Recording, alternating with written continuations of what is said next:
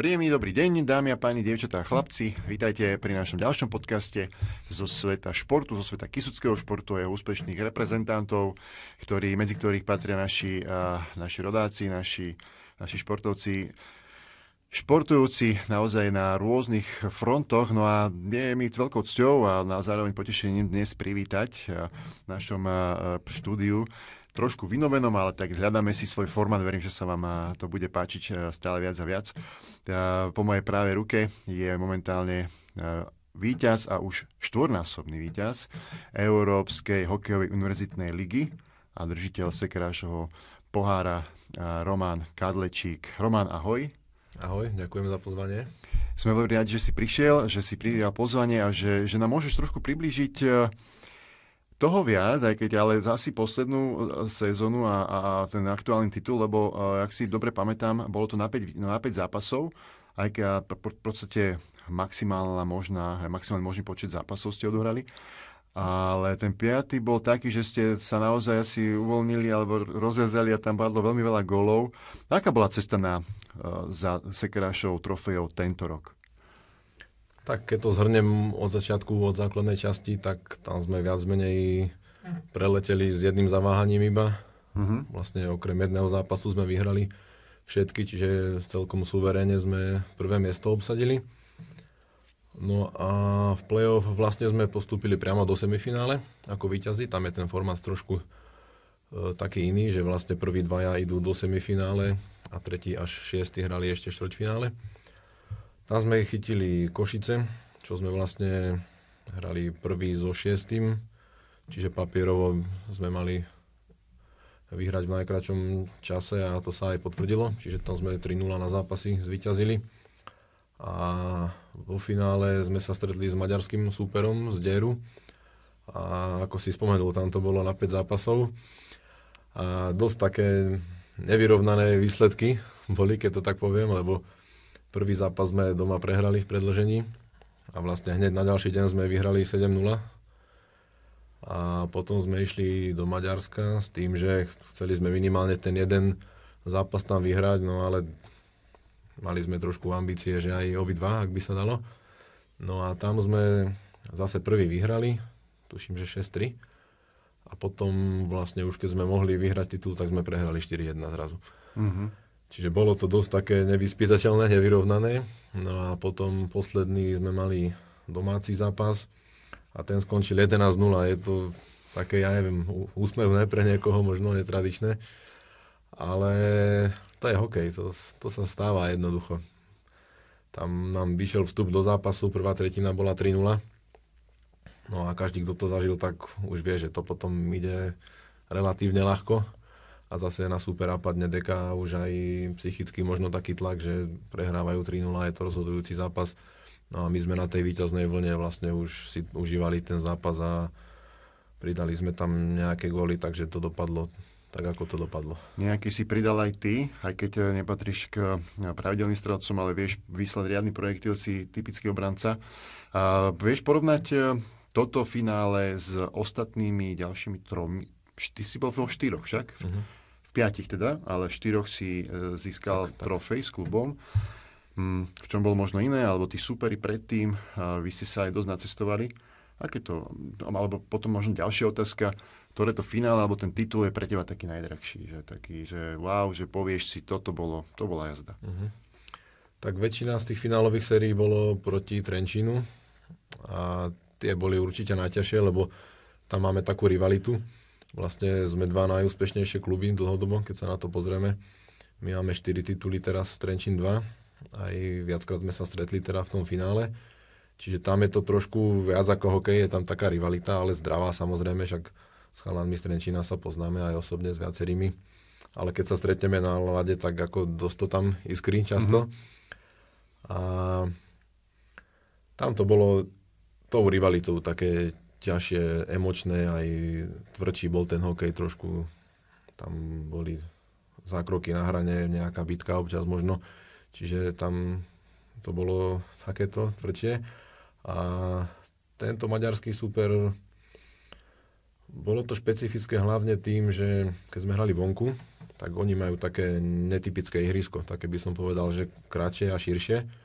A je ten hokej trochu iný na takom ihrisku a hlavne oni sú zvyknutí, keďže tam sú doma, trénujú tam.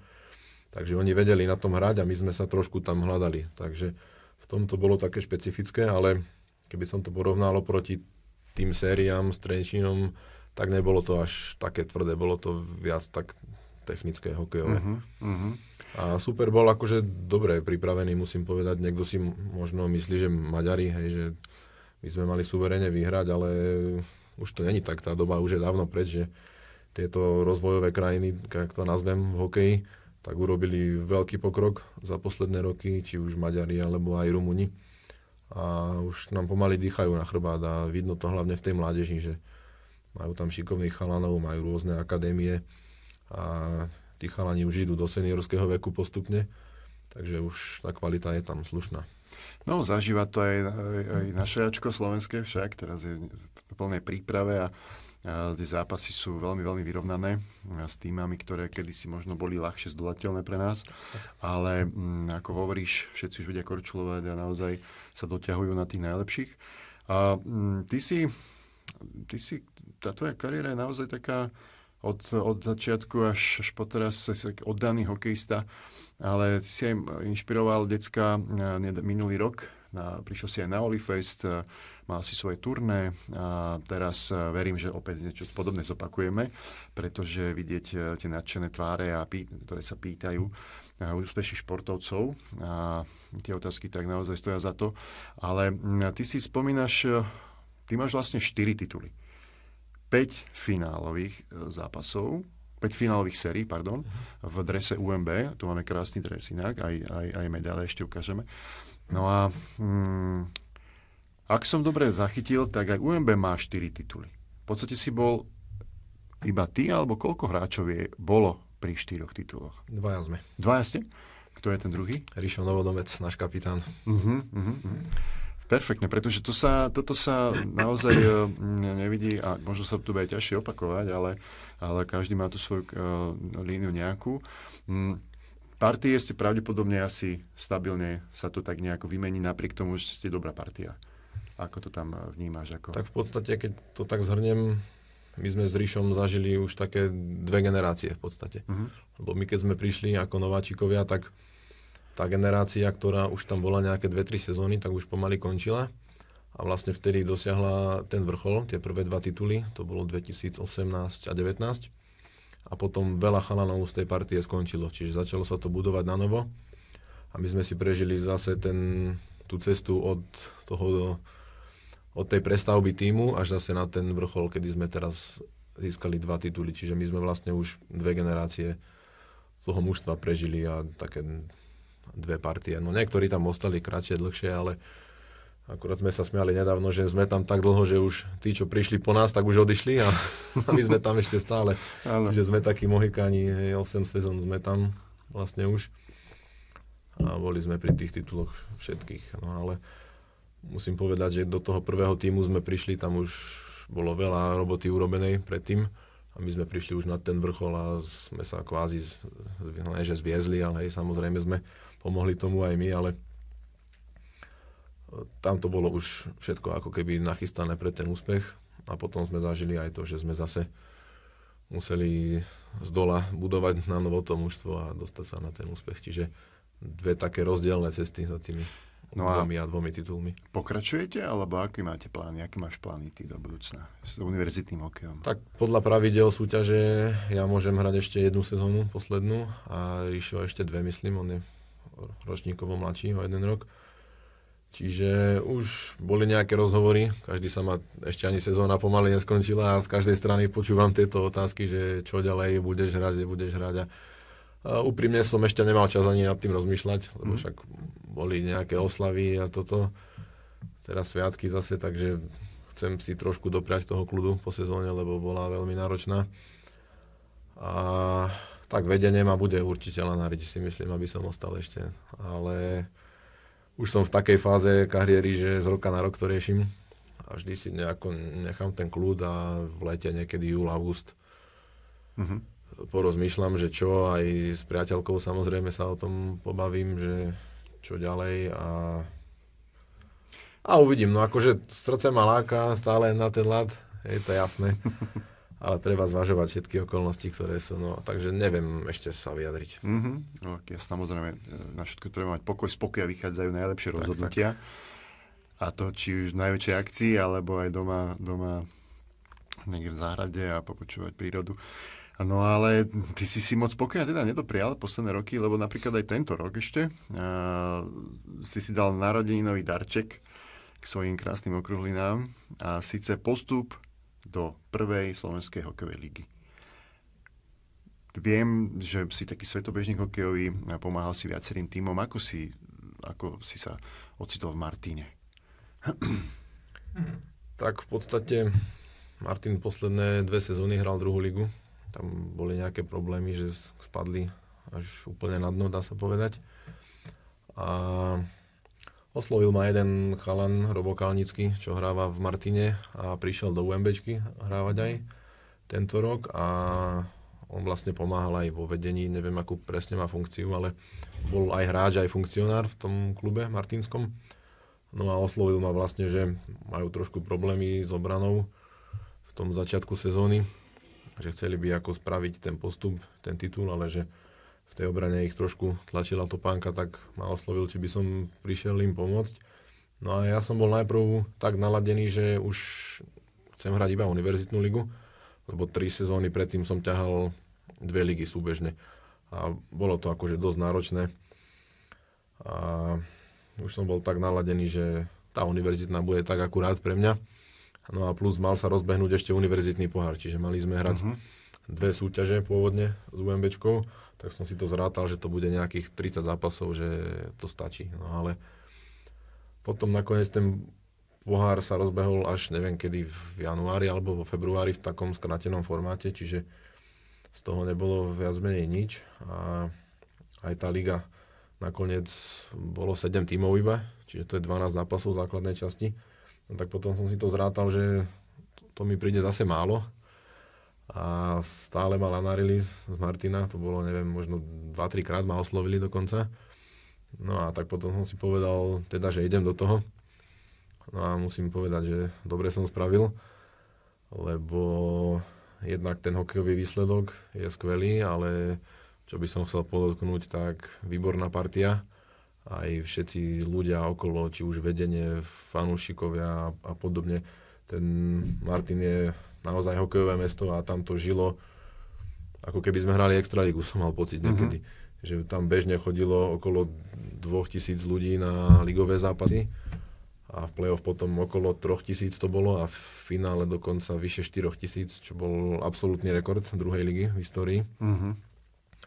Čiže mám na to veľmi dobré spomienky a zážitky. A aj tá partia chalanov, tam boli väčšinou Martinčania, ale zobrali ma medzi seba, ako keby som bol domáci, nikto mi tam nedal pocítiť, že som cespolný alebo niečo podobne. A fakt som sa tam veľmi dobre cítil a na každý tréning som sa tešil, keď som šiel do Martina. Tak už si predsa len asi aj ako keby kariérne starší hráč a jednoducho to sa zrejme takýmto spôsobom nerobí, ale rozhodne to vyzeralo aj z tých obrázkov, aj z tých videí naozaj veľkolepo, pretože asi je to veľmi zaujímavé hrať pred 4000 ľuďmi, ktorí vás ženú vpred. A tuším, ste ten zápas, to bol Senec proti vám? Senica, pardon. Tak to ste vyhrali 2-1, ten posledný však. No a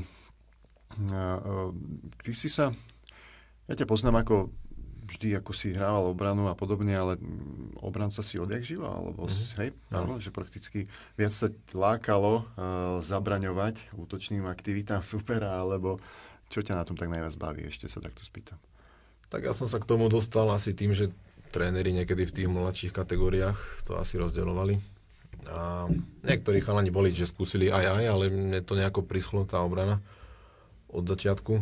Asi to bolo mojou výškou a fyzickými parametrami, čiže ja som bol dosť taký vyspelejší v mladšom veku oproti rovesníkom, čiže asi to ma tak predurčilo na tú pozíciu obrancu, lebo však v tej dobe bol ten hokej trochu iný, hej, boli vtedy útočníci viac takí šikovný technicky a obranca bol prakticky na to len hrať do tela, zabraňovať gólom a strieľať od modrej.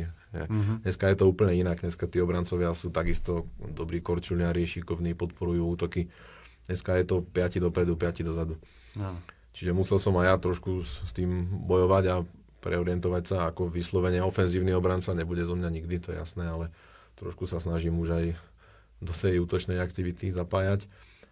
Ale samozrejme, že to, čo mi je najbližšie, je tá tvrdá defenzívna drina a hlavne aj na oslabenia sa špecializujem, blokovanie striel a tieto činnosti, ktoré až tak nevidno možno, ale spoluhráči to vedia oceniť.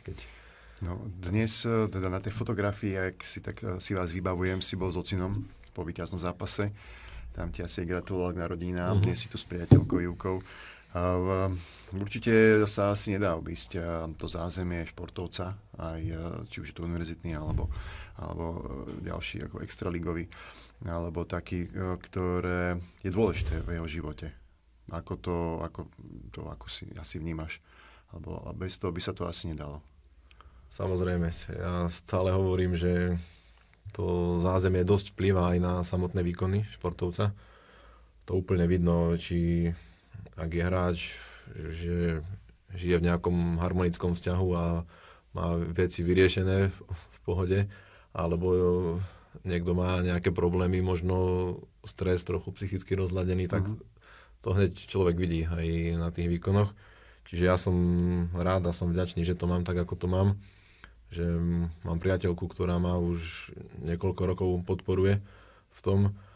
A takými maličkosťami, ako to sa nezdá, ale príprava jedla po tréningoch napríklad. A to si človek povie, že to sú možno detaily, maličkosti, ale je to extrémne dôležité. Aj mne to uľahčuje tú prípravu a celý ten proces športovca, že prídem unavený a môžem sa nájsť a spať, ako nemusím variť a starať sa ešte o ďalšie veci. Aj keď už by som sa chcel aj ja naučiť variť, keď tak odbočím. Už to hovorím tiež niekoľko rokov. Čo napríklad? Ja neviem, ale ja som v tomto hrozný. Ja viem uvariť párky a cestoviny možno maximálne. Čaj? No, čaj, kávu, hej, aj to musí byť zo strojách. Ale chcel by som sa to, je to zaujímavé. Chcel by som vedieť variť. Ale to som odbočil. To je v poriadku, lebo moja ďalšia otázka bola, mi tak vyplynula z debaty, že ty si hovoril, dáš si pokoj, kľud na rozhodnutie, čo ďalej, alebo ako s tým univerzitným alebo ďalším hokejom. Bolo tam medzi možnosťami asi aj toto, tak idem sa učiť radšej variť, ako pôjdem na tréning 2-krát za deň. Alebo tam boli aj nejaké myšlienky typu tréner, prípadne možno nejak agent, alebo niečo s hokejom? Sú aj také myšlienky, ale mňa to viac do takého toho funkcionárskeho sveta hláka. Že ani tréner úplne nie. Aj keď bolo by aj to určite zaujímavé. Hlavne napríklad s takými menšími deťmi, že taký iný pohľad na ten hokej trošku dostať, lebo tak už som dlho v tej seniorskej kategórii, kde je to trošku ináč, aj keď není to profi, ale iný je ten človek dospelý ako pri tých deťoch, lebo keď mi hovoria niektorí kamaráti, čo trénujú deti, tak majú z toho veľký zážitok, že taká úprimná radosť z toho športu je u tých detí, že není to tam nejaké špekulatívne prístupy a podobne, ako u nejakých pubertiakov a dospelých. Čiže aj to by bolo možno zaujímavé, ale ak by som robil do športu, tak ja sa viac vidím v takej tej športovej diplomácii, povedzme, alebo nejakej takej manažerskej pozícii. No, kto vie, Martin sa možno chystá do extraligy, neviem, aké sú tam plány, ty ich poznáš zhruba, alebo pokračujú ďalej zrejme v tej prvej? No, chce sa ísť určite do tej prvej ligy, to je jasné, a neviem, do detailu tak do toho nevidím, ako ja som sa staral o tú svoju hráčskú pozíciu. Ale myslím si, že ak sa to podarí nejako finančne zastabilizovať, tak budú plány vrátiť Martin do extraligy. Tak Martin je hokejové mesto, vždy bol. Tak. A patrí do tej extraligy. To dokázali tí diváci už v tej druhej lige, ktorá je vlastne tretia najvyššia. Vlastne to hrajú chlapi cez víkend, ktorí chodia normálne do roboty a príde tam 4,000 ľudí, čiže to je úžasná podpora. A už len preto by si Martin tú extraligu zaslúžil. Krásny príklad takého zostupu hovorí dnes Žilina. Napríklad 3 či 4 roky, tuším, vo finále pred postupom a teraz zrazu tretí tým extraligy. Čiže niečo vybudovali a na tom idú. No a kto vie, možno to čaká Martin a možno s tebou ako funkcionárom. Kto vie, alebo ako hráčom, uvidíme. V každom prípade budeme želať veľa zdaru, veľa zdravia a aj trošku toho šťastíčka športového. Nech sa ti darí a nech napreduješ a už ako sa rozhodneš, tak urobíš najlepšie a verím, že to bude pre teba a tvojich najbližších prospech. Tak. Ďakujem veľmi pekne za rozhovor. Ďakujem aj ja za pozvanie.